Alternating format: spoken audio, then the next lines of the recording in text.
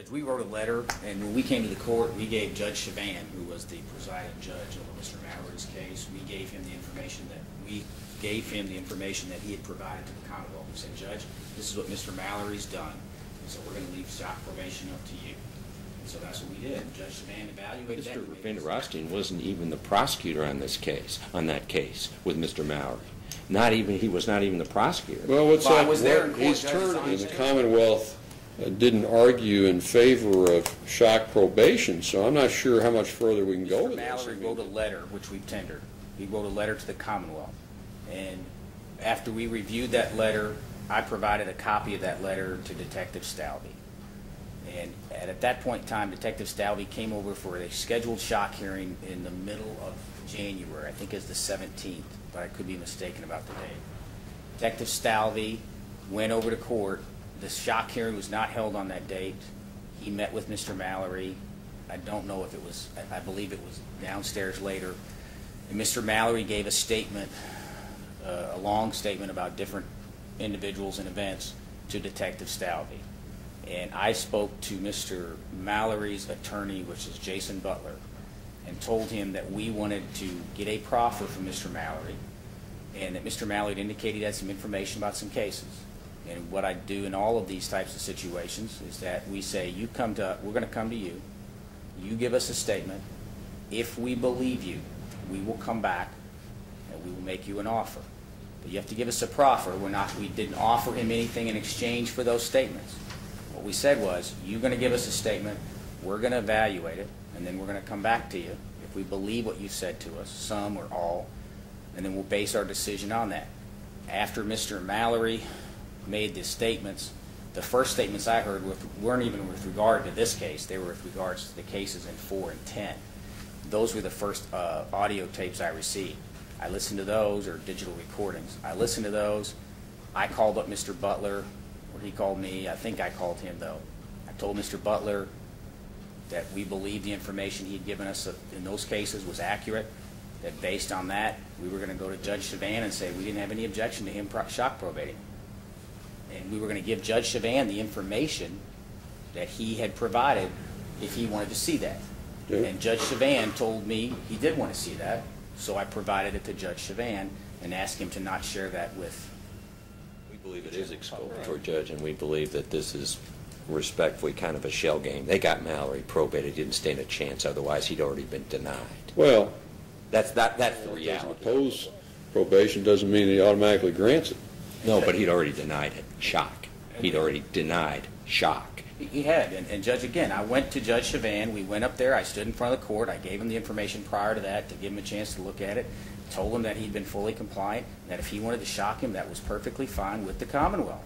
But, I mean, as I said, if you want to shock him, go ahead. He's provided what we believe is accurate, valuable information relating to cases. And that was, at that point in time, the only tapes I'd heard was regards to the 2 cases on the other side. It would be prejudicial and unfair to the Commonwealth to say, now, Commonwealth arranged to get you shock probation. That's exactly what they did. Well, I don't think that's not according to what Mr. Van der Rothstein said. He didn't arrange for it because he doesn't have the power to arrange for it. Well, the judge shocked him, but they said it's perfectly fine. I'll pull the tape, and we'll look at it. I'll pull the tape, Judge. I mean, I don't remember 100% of what I say after I leave here. But all I know is I gave him the information. We told him if he wanted to shock probate him, he could. I do remember that. We think we can show through facts that he wouldn't be breathing free air, but for not the intervention on his behalf of the Commonwealth, and we'll word it appropriately. But we don't want this jury to be fooled, oh, he was a good candidate for shock probation, because that would not be the truth. That would not be the truth. I've never said that he was an ideal candidate. The Commonwealth's position was, well, they're entitled to these tapes. The tapes are public record. They can go get them themselves. We have all of Mr. Mallory's court appearances in Division 8, except for the hearing at which he was actually granted shock probation. Went yesterday to get that tape and was informed that it was on a confidential record. Note that the Commonwealth's position has changed. It's clearly discoverable. It's clearly... Okay, well, let's hear from Mr. Van der Rothstein. Judge, we'd ask for a copy of it, too. I don't have a copy of it. Well, does anybody know, did the Commonwealth move that it be sealed at that time? I didn't, Judge. I don't recall it. Maybe Judge Chavan did it. I didn't know it was sealed until Mr. Schaus called me and told me. I found out yesterday about 1 There's o'clock. something I could put on the record while we're waiting for that. Okay, that's fine, Mr. Van der Rossing. Judge, we received the shock probation hearing tape with regards to Mr. Mallory yesterday. Went back to my office and watched it, and in that tape I recommended shock probation for Mr. Mallory. And so I was not, at the time that I watched that, and I've told the court this, at first I started out thinking that I left it up to Judge Chavan, and then I wasn't sure. But I'm telling the court today that, obviously I said what I said in earlier hearings. If I said anything to the contrary of him recommending probation for Mr. Mallory, that was a mistake on my part. It definitely was not the case. I did recommend shock probation for him.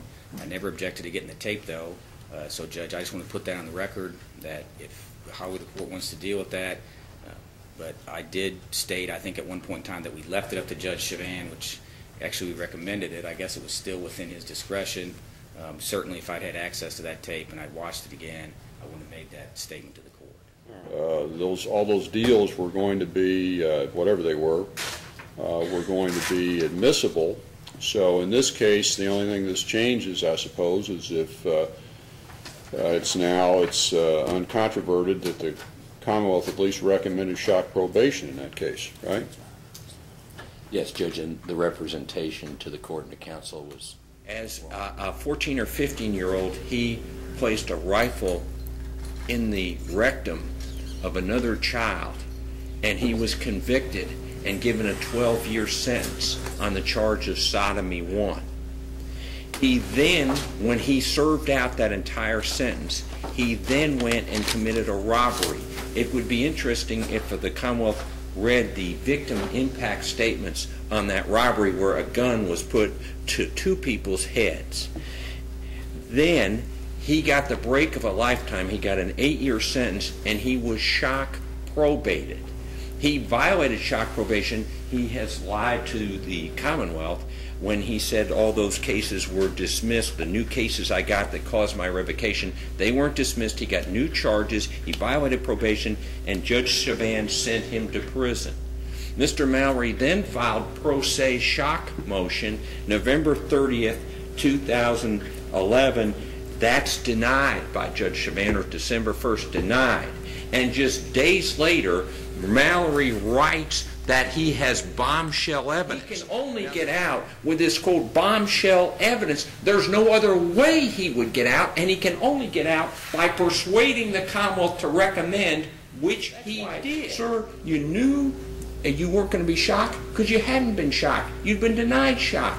And with your record, you're a convicted sex offender. You're a convicted robber. You'd had your chance. Judge Chavan had already said no, and then you wrote the letter. You know, the state judge, he's going to get on the stand and he will lie. And what I mean by that, he's going to get up there and say, I never talked to police, which is a lie. He's going to start his whole testimony with lies. You recall, too, you were told and we were told that Mr. Mallory, just luck of the draw, he got shock probated. Commonwealth didn't take a position. They left it in the court's discretion. And that was the context.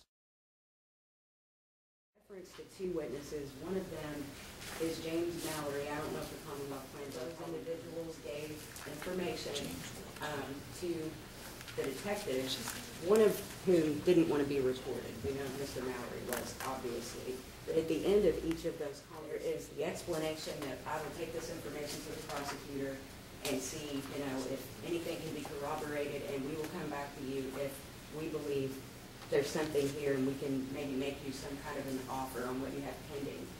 I just want to be sure. Are we calling Mallory? I mean, are we calling? I don't know, subpoenaed Judge. Mallory? I don't.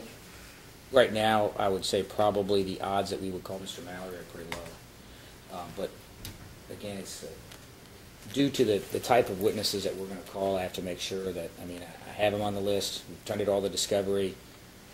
I don't anticipate that we will call them at this time, but I can't guarantee that. And I don't want to state emphatically that we're not going to. And I'm not trying to be difficult. I'm just saying, odds are we will not. But we've turned over everything with regards to Mr. Mallory. We litigated this issue extensively in Division 13 during the John Jones trial. We don't have any deals with Mr. Mallory. We've never made any deals with Mr. Mallory. We never made any promises to Mr. Mallory. They were voluntary. It's all in full statement. We did corroborate it. And then we never came back and talked to Mr. Mallory, this is what we're giving you in exchange for this. We simply came back to court at his shock probation. They've misrepresented the facts because in this case, the Commonwealth is still saying there was no deal for James Mallory. In our case, and we can prove that there was a deal in James Mallory, and they have not ruled him out to be a witness. And it goes on, and it goes on, and We've never had a it deal with goes on. Mr. Mallory. That's just a mistake. Well, I'm not That's interested in completely that. I'm false. interested in, I've never made a deal with him. I don't know where they're coming up with this, but that's completely false, Judge. I don't know how. now, Your Honor, could I address the court? And I just have to respond to this, and this is part of the problem we're having. He's standing here telling you that there was no deal, and I'm looking at a letter dated to Rob Eggert, who I was going to call as a witness, saying that he was leaving probation to the sound discretion of Judge Chaban in the Jones case. I'm holding here an order by Judge Cowan after this case was unsealed. I mean, why was it even sealed? which case is that? I'm sorry. This is the Jones case. The court makes the following findings of fact and conclusions of law. The Commonwealth recommended that Mr. Mallory be granted shock probation for a felony conviction for which he was serving time. So the Judge Cowan has made a finding of fact that they recommended it, and they're still in here telling you that they didn't recommend it. And I didn't say that, Judge. I said I didn't make a deal. He's, again, misrepresenting what I said. We litigated this in 2013. I explained to the court what happened. I've never made a deal with him. I never made any promises to him. Well, if they've got someone who's going to come in and do that, I'd like to see the person who's going to do that. I'll bring in the detective. We can have a swearing match. They can do whatever they want, Judge. I've never made a deal. You weren't even going to call Mr. Mallory in this trial. Is that right? Exactly. I mean, that's what you... Judge, he said he didn't know, because we were trying to pin him down, and he left it out there, and this stuff, knowing that Mallory was just a liar that retracted. And Judge, we provided a witness list, even though we don't have to. And Mr. Mallory's name was not on that witness list. Of course, there was another witness that was called, the attorney was called... That was due to the videotape arguments that we had, yes, sir. Judge, just for the record, I feel like I do need to say that Mr. Van der Rostein told me before Mr. Petway's trial began that he may, in fact, call Mr. Mallory against Mr. Hammond. We had that conversation. Okay, well, I'm just witness list. Yes, sir. And Mr. Mallory's name was not there, and I think I made an inquiry as it relates to whether Mallory was going to be called or not. And he said he would not rule it out.